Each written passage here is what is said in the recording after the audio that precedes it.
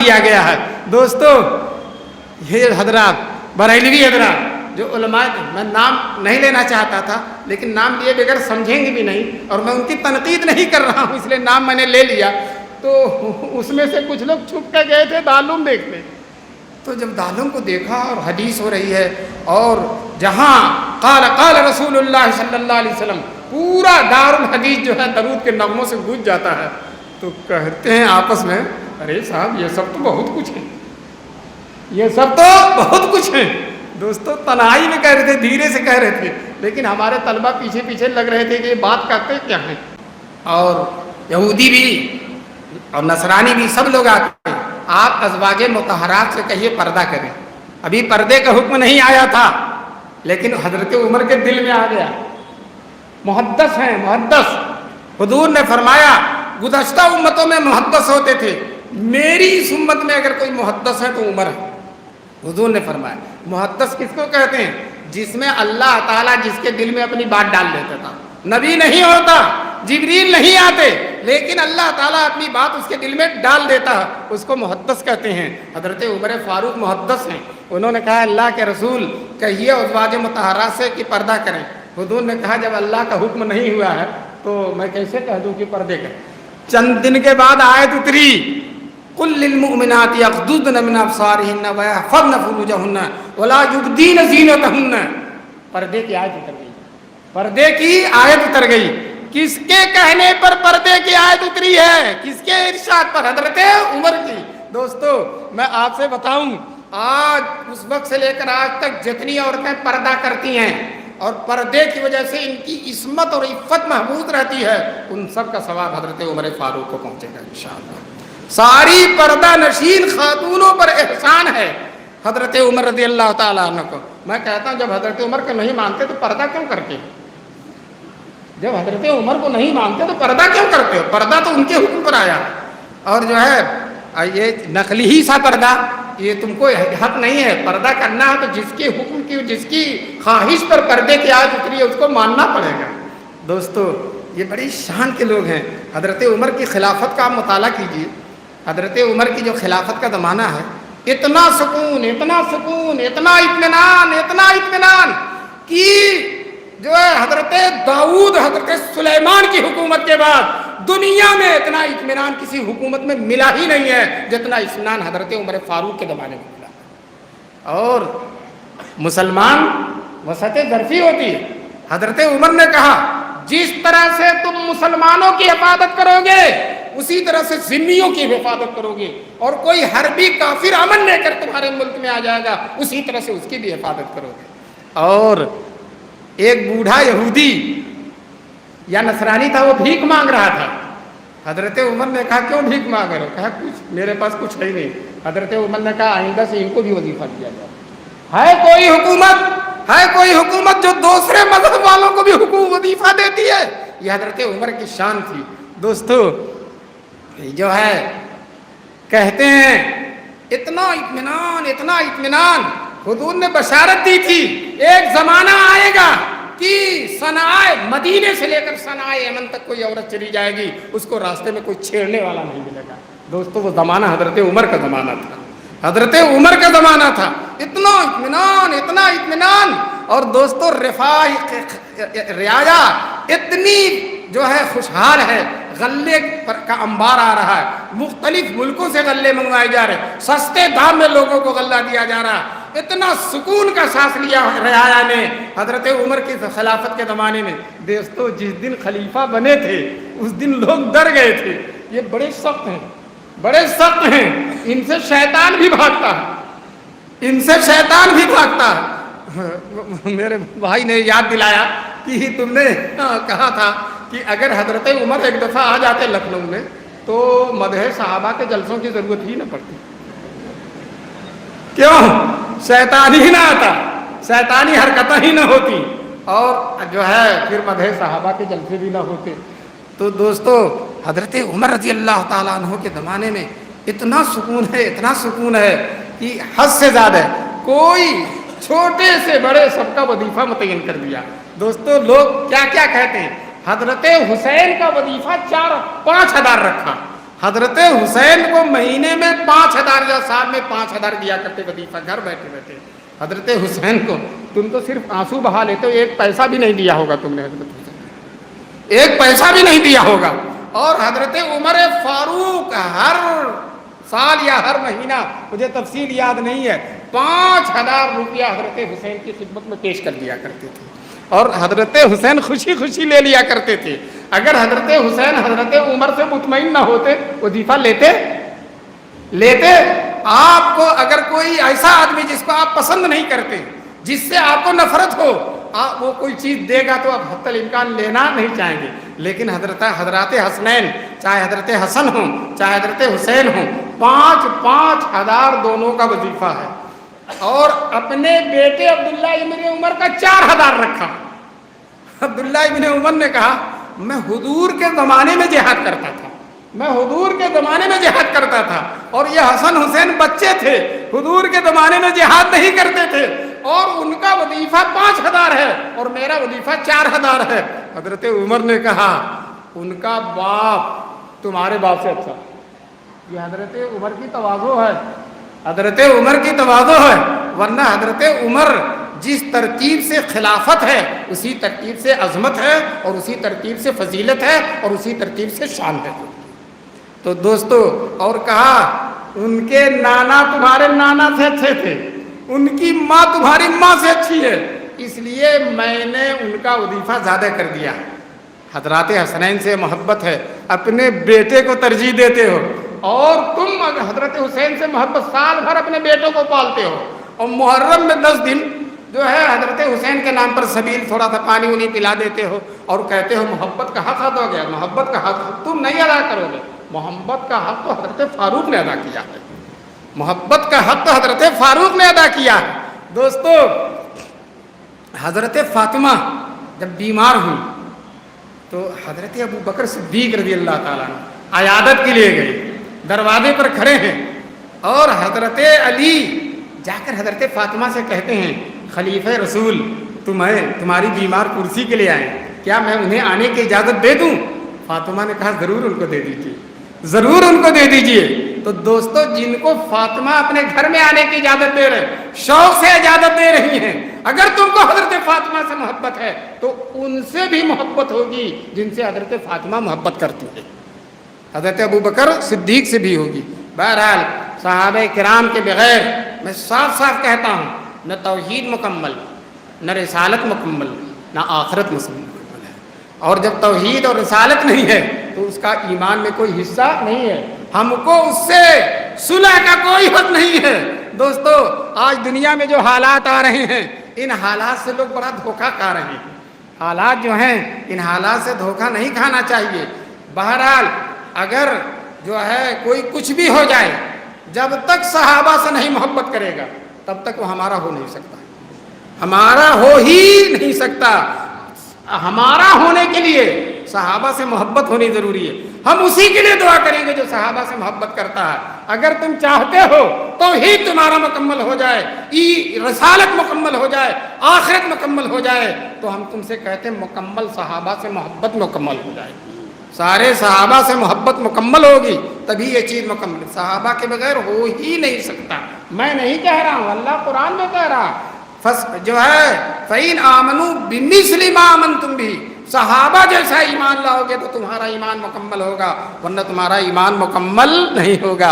دوستو, صحابہ کی شان, ایک دن حضرت ابو بکر, حضرت عمر حضور کی خدمت میں آئے ہیں, حضور کی مجلس میں. ابھی مولانا عبد الباری صاحب دامت برکاتہم اللہ تعالیٰ, یہ حضرت مولانا عبد العلیم صاحب اللہ تعالیٰ ان کی قبر کو نور سے بھر دے, ان کے جانشین ہیں, ان کے نقش قدم پر چل رہے ہیں, اور ان کے بھائی ان کے لاڈلے بھائی ہیں, ان کے بھائی ان کے لاڈلے بھائی ہیں.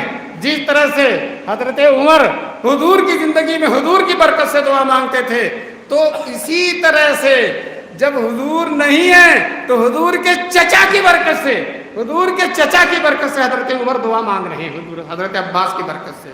تو یہ مولانا نہیں ہیں, لیکن ان کے جانشین, ان کے رفقا, ان کے بھائی, ان کے بیٹے, ان کے نور نظر یہ موجود ہیں. انشاءاللہ ان کے طریقے کو یہ لوگ جاری رکھیں گے انشاءاللہ. میں ابھی اس جلسے میں آنا تھا، کچھ ڈالوں میں مصروفیت زیادہ بڑھ گئی ہے، تھوڑا سا تذبذب ہو رہا تھا کہ جب کام بہت ہے، مصروفیت بہت ہے، ایک آدھ سال ناغہ بھی ہو جائے گا تو کوئی حرج نہیں ہے۔ تب تک میں نے حضرت مولانا عبدالعلیم صاحب کو خواب میں دیکھ لیا، حضرت مولانا عبدالعلیم صاحب کو رحمۃ اللہ علیہ کو خواب میں دیکھ لیا۔ دوستو میں نے سمجھ لیا کہ مولانا کی خواہش و تمنا ہے کہ میں آؤں، چنانچہ میں نے فوراً حامی بھر دی کہ میں ہر حال میں آؤں گا۔ مولانا مجھ سے بہت محبت کرتے تھے۔ میں شورا کی میٹنگ ہو رہی تھی، ابھی میٹنگ چل ہی رہی تھی، مجھ کو شورا کے لوگوں نے نائب محتمم بنا دیا۔ مولانا نے فوراً باہر نکل کر دیکھ لی جس جنت میں آپ کی وجہ سے بے شمار عرب لوگ جنت میں جائیں گے، اس جنت کو دیکھ لیجئے، اور جس کی وجہ اور جس جہنم کو آپ بچانے کے لیے جس جہنم سے دنیا میں گئے ہیں اس جہنم کو بھی دیکھ لیجئے۔ حضور نے تو جہنم کو جھانک کر باہر سے دیکھ لیا اور کہا اللہ میری امت کا کوئی آدمی نہ جائے۔ دوستو جہنم میں نہ جانے کے لیے حضور کا امت بننا پڑے گا، حضور کا امت بننا پڑے گا، تب جنت جہنم سے نجات ملے گی۔ اور جو لوگ حضور کے امت میں داخل ہی نہیں ہیں، حضور کے قرآن کو نہیں مانتے، حضور کے صحابہ کو نہیں مانتے، حضور کی باتوں کو نہیں مانتے، حضور کی سیرت کو نہیں مانتے، حضور کے طرز زندگی کو نہیں مانتے، حضور کے نقش قدم کو نہیں مانتے، دوستو ان کو جہنم میں جانے سے کوئی طاقت روک نہیں سکتی۔ اللہ تعالیٰ ہم سب کو صحابہ کی سچی محبت نصیب فرمائے، اور یاد رکھو صحابہ کی سچی محبت ہوگی تو پورا ایمان مکمل ہو جائے گا، نماز صحیح ہو جائے گی، روزہ صحیح ہو جائے گا، حج تک صحیح ہو جائے گا، زکوٰۃ۔ صحابہ کی نمازوں کا اللہ نے حوالہ دیا۔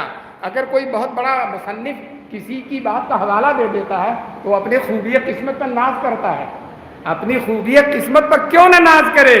نگاہ یار جسے آشنائے راز کرے۔ دوستو اللہ نے صحابہ کی نمازوں کا قرآن میں تذکرہ کیا، قرآن میں تعریف کی ہے، تراہم رکعن سجدا۔ اے مخاطب، اے دیکھنے والے، تم صحابہ کو رکوع کرتے ہوئے اور سجدہ کرتے ہوئے دیکھو گے۔ سیماہم فی وجوہہم من اثر السجود۔ ہم کسی کے حسن و جمال کی تعریف کرتے ہیں، کسی کے چہرے کی رونق، اللہ میدان محشر میں آپ صحابہ کو دیکھیں گے، ایسے چمکتے ہوئے چہرے، ایسے چمکتے ہوئے چہرے کہ جو ہے دیکھتے ہی رہ جائیں گے، مبہوت ہی ہو جائیں۔ اللہ قرآن میں کہتا سیماہم فی وجوہہم من اثر السجود، ان کی چمک دمک، ان کی علامت ان کے چہرے میں ہے، سجدوں کی ہے، تو ان کے رکوع کی تعریف کر رہے ہیں اللہ، ان کے سجدوں کی تعریف کر رہے ہیں اللہ، اور ان کے رکوع اور سجدے کے چہرے پر جو چمک ہے اس چمک کی بھی تعریف کر رہے ہیں۔ تو صحابہ کے چہرے میں چمک ہے، اور صحابہ کو جو نہیں مانتا اس کا چہرہ لکھنؤ میں آپ دیکھ لیجئے، صحابہ کو جو نہیں مانتا اس کا چہرہ لکھنؤ میں آپ دیکھ لیجئے۔ صحابہ کے مانے بغیر نہ دل بن سکتا ہے، نہ چہرہ بن سکتا ہے، نہ ایمان بن سکتا ہے۔ دل بھی اسی کا روشن ہوگا جو صحابہ کو مانے گا۔ دوستو حضرت عبداللہ ابن مسعود جو صحابی ہیں، وہ خود صحابہ کی تعریف کرتے ہیں کہ کانو افضل هذه الامہ، صحابہ اس امت میں سب سے افضل تھے۔ ایک صحابی کہہ رہا صحابہ اس امت میں سب سے افضل تھے، وَأَبَرَّهَا قُلُوبًا، اور ان کے دل سب سے اچھے تھے۔ دوستو اصل دل ہی کا اچھا ہونا ہے، اگر دل اچھا ہے تو سب کچھ اچھا ہے، اور دل خراب ہو تو سب کچھ خراب ہے۔ آدمی کے پاس بہت ساری دولت ہے، بہت سارا خزانہ، اقتدار ہے، جائیداد ہے، سب کچھ ہے، لیکن دل روشن نہیں ہے تو دوستو اس کے پاس کچھ بھی نہیں ہے۔ اور صحابہ کے پاس کچھ بھی نہیں ہے، جھوپڑے ہیں، پھوس اور گھاس کے مکان ہیں، پھٹے پرانے کپڑے ہیں، پیبند لگے ہوئے کپڑے ہیں دوستو، لیکن ان کے دل بہت روشن ہے، ان کے دل بہت چمکدار، بڑے رخشندہ درخشندہ تابندہ دل ہے ان کے، اور ان کے دل کی چمک اور روشنی کی تعریف کر رہے ہیں۔ ابرہم قلبا، سب سے زیادہ نیک ہیں دل کے اعتبار سے۔ شاعر کہتا ہے مجھے ڈر ہے دل زندہ، کہیں تو ہی مر نہ جائے، کہ زندگانی عبارت ہے تیرے جینے سے۔ اور سب سے زیادہ زندہ دل کن کا ہے؟ صحابہ کرام کا۔ اعمقہم علما، اور سب سے گہرا علم ہے صحابہ کا۔ امام بخاری، امام ترمذی، امام نسائی، امام ابو حنیفہ اور حسن بصری اور امام مالک، امام شافعی، رازی اور غزالی، مولانا قاسم نانوتوی، مولانا رشید احمد گنگوئی، بڑے بڑے علماء سے پوچھو کہ آپ کو علم کس کے دامن سے ملا ہے، تو کہیں گے حضور کے دامن کی ہوا ہے جو صحابہ کے واسطے سے ہم کو ملی ہے، حضور کے دامن کی ہوا ہے جو صحابہ کے واسطے سے ہم کو ملی ہے۔ دوستو سارے لوگ جو ہے صحابہ کے علم کو تسلیم کرے۔ امام ابو حنیفہ دنیا کا ایک بہت بڑا حصہ امام ابو حنیفہ کی تقلید کرتا، مصر، شام، عراق، ترکی، افغانستان، ہندوستان، دنیا کے بڑے بڑے ملکوں میں ان کی تقلید کرنے والے۔ امام ابو حنیفہ رحمۃ اللہ علیہ کہتے ہیں کسی مسئلے میں اگر صحابہ کا قول ہے اور کسی اور کا قول نہیں ہے تو میں صحابہ ہی کی بات لوں گا، اس لیے ان سے بہتر کسی کی بات نہیں ہوگی۔ اور اگر اختلاف ہے، کوئی صحابہ کچھ کہہ رہا، کوئی صحابی کچھ کہہ رہا ہے، تو میں انہی دونوں میں سے کسی ایک کی بات لوں گا۔ اگر آپس میں ان کے باہر نہیں جاؤں، انہی کی بات لوں گا۔ اور اگر صحابہ میں وہ بات نہیں ملے گی، بعد کے لوگ جو تابعی ہیں ان سے وہ بات ملی، تو میرے لیے ان کی بات کا ماننا کوئی ضروری نہیں ہے۔ کیوں؟ ہم رجال ونحن رجال، وہ بھی انسان ہیں اور ہم بھی انسان ہیں۔ اور صحابہ کرام انسانیت کے ساتھ ساتھ بہت کچھ ہیں، صرف انسانیت نہیں، انسانیت کے ساتھ صحبت رسول کا تمغہ ان کو ملا ہوا ہے، صحبت رسول کا توغرائے امتیاز ان کو ملا ہوا ہے، جس کی کوئی چیز، جس کا کوئی مقابلہ ہو ہی نہیں سکتا۔ تو دیکھیے امام حنیفہ بھی سب سے زیادہ گہرا علم کس کو جانتے ہیں؟ صحابہ کرام۔ تو آج کل ایک نئی تحریک چل رہی، ویڈیو بھی چل رہا ہے کہ ان سے، روافض سے، ہمارا ایمان میں ہم ایک ہیں اور توحید میں ایک ہیں، رسالت میں ایک ہیں، آخرت میں ایک ہیں، صرف صحابہ ہی میں تو تھوڑا اختلاف ہے۔ ہم یہ کہتے ہیں یہی تو سب کچھ ہے، یہی تو بنیاد ہے، یہی تو معیار ہے۔ اگر صحابہ کو نہیں مانو گے تو تمہارا ایمان بھی نہیں ہوگا۔ اس لیے کہ جو لوگ صحابہ کو نہیں مانتے ہیں وہ توحید بھی نہیں ان کا توحید تو اتنا ہے، کہتے ہیں اللہ بھول جاتا ہے، بدا اللہ بھول جاتا ہے۔ بتاؤ جو اللہ کو بھولنا مانے، جبکہ اللہ تبارک تعالیٰ کہتے ہیں کہ اللہ تبارک تعالیٰ کے علم میں ساری کائنات ہے، ایک ایک ذرہ ہے، اور دنیا شروع ہونے سے لے کر دنیا کے آخر تک ایک ایک چیز، ایک ایک ذرہ اللہ کے علم میں ہے۔ یہ ہے توحید۔ اور اگر کچھ لوگ کہتے ہیں اللہ بھول جاتا ہے، اللہ بھول جاتا ہے، تو آپ اس کے ایمان کو بھول جائیے۔ اگر وہ کہتا ہے کہ اللہ بھول جاتا ہے تو آپ اس کے ایمان کو بھول جائیے۔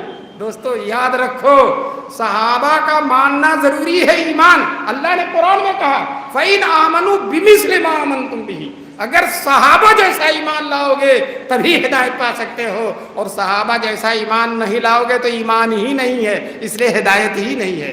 تو بتاؤ صحابہ کے مانے بغیر، صحابہ کے نقش قدم پر چلے بغیر، صحابہ جیسا ایمان لائے بغیر کوئی توحید کا ماننے والا ہو سکتا ہے؟ توحید کو ماننا ہے تو صحابہ کو مانو، رسالت کو ماننا ہے تو صحابہ کو مانو، آخرت کو بھی ماننا ہے تو صحابہ کو مانو۔ جو صحابہ کو نہیں مانے گا وہ ان تینوں چیزوں کو نہیں مانے گا، میں قطعی طور پہ کہہ رکھتا، گارنٹی کے ساتھ کہہ سکتا ہوں۔ اس لیے کہ رسول کی رسالت اور رسالت کے ساری ادائیں، سارے احکام، حضور کی 23 سال کی نبوت کی زندگی کی ایک ایک ادا ہم تک پہنچی ہے کس کے واسطے سے؟ بولیے صحابہ کرام کے واسطے سے۔ اگر صحابہ کو ہٹا دیا جائے تو حضور کا کچھ ہم کو علم ہی نہیں ہوگا۔ یہ تو صحابہ کی برکت ہے کہ پھیل یا اب ہم کو معلوم ہوتا کہ ہمیں ہی معلوم ہے، لیکن یاد رکھو غور کرو گے تو صحابہ ہی کی وجہ سے معلوم ہے۔ اگر صحابہ بیچ میں نہ ہوتے تو یہ معلوم ہی نہیں ہوتا۔ قرآن حضور لکھنؤ بھجوا دیا تھا، حضور نے لکھنؤ میں قرآن حضور نے بھجوا دیا تھا یا کس کو دے دیا تھا؟ صحابہ کو، اور صحابہ کے ذریعے سے واسطہ در واسطہ قرآن لکھنؤ میں پہنچ گیا، پوری دنیا میں پہنچ گیا۔ کہتے ہیں سلام اس پر کہ جس کے شیر دل قدسی سفیروں نے، سلام اس پر کہ جس کے شیر دل قدسی سفیروں نے جہاں کی وسعتوں میں دعوت اسلام پھیلائی۔ یہ صحابہ ہی کی شان ہے، ایک ایک صحابی۔